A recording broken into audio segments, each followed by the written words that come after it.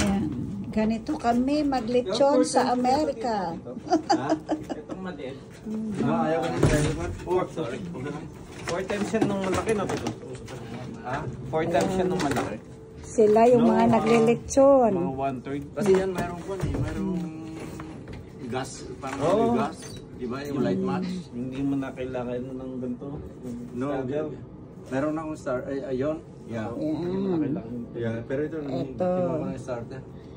Ang aming lechon. Ganito kami maglechon sa Amerika. Yung gas. Tapos si... Usok. Yeah, usok niya. Ito sa kabila man parang against light. Napudot mo't gayam. Napudot mo't.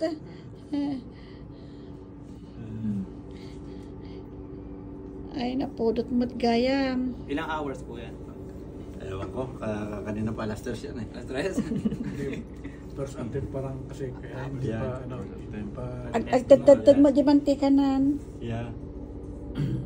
kumbaga experience. Susunod. First blood.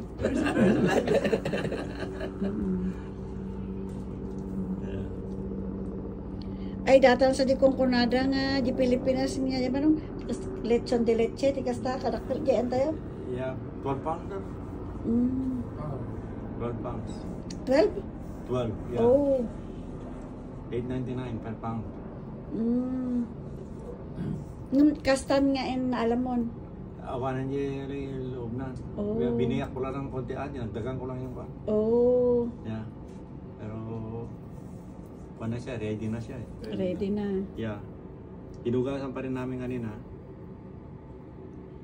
Ang asin tsaka kwan. Lemon. Basta yung... Gawa nyo lang din po yung ano, yung lutuan. Tingin ka sa libo. Gawa. Sa Home Depot. Building na lang dyan. Stainless yun. Alam mo naman stainless. Dito naman kami sa loob. Okay. Patayan, pag-pray tayo.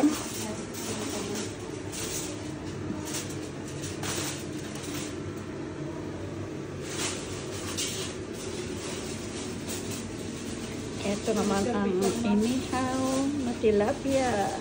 At meron kaming clams. Yan. Masarap. Jai. Dessert na saba. Un ngarod mayat ngarod.